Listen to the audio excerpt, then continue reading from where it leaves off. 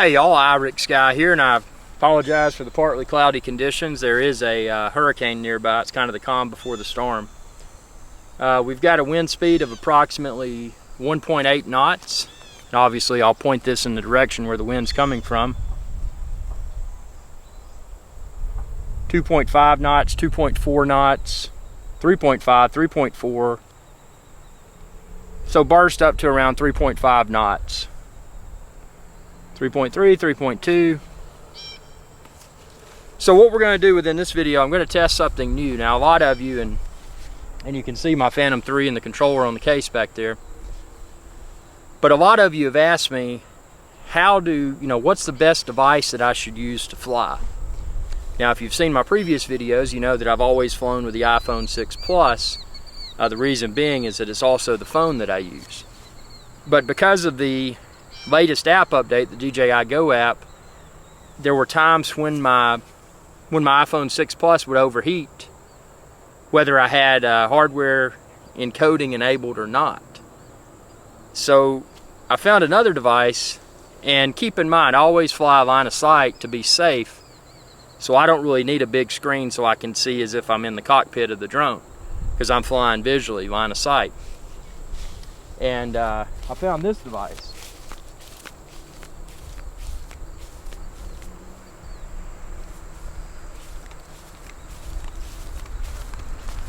This right here is just an iPod Touch. Look at how small that is.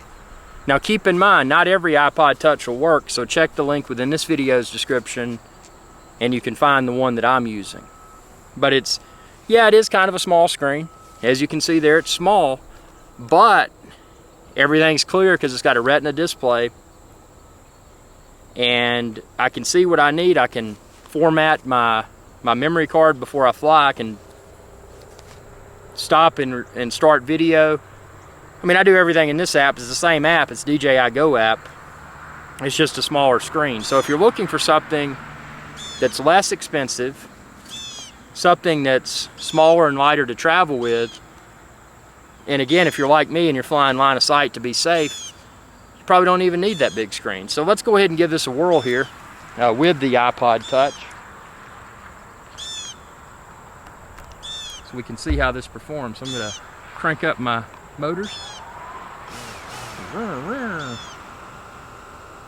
Initiate my record here.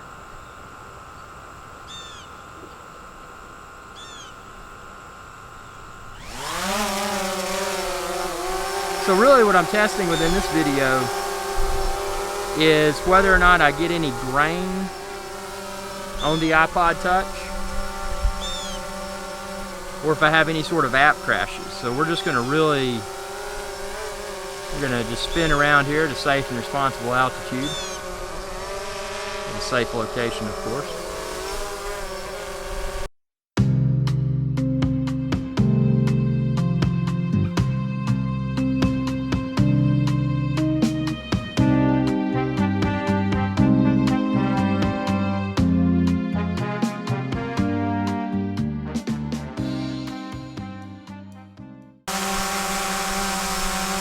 And the way I like to describe this to people is that if you're looking at, like right now, the camcorder that I'm using, that I'm standing behind, it's got a small LCD on it, but this iPod Touch is larger than that. So if you're like me and you're used to looking at a camcorder's LCD display, then this iPod Touch is going to feel perfectly large.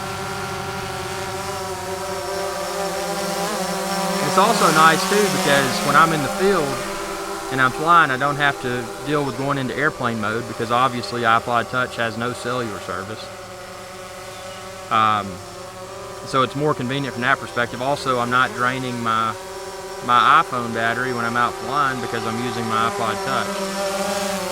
So there's a lot of advantages to it. I don't know, tell me what you think. Have you used the iPod Touch, and what was your experience with it? And if you haven't, check the link within this video's description, because you can find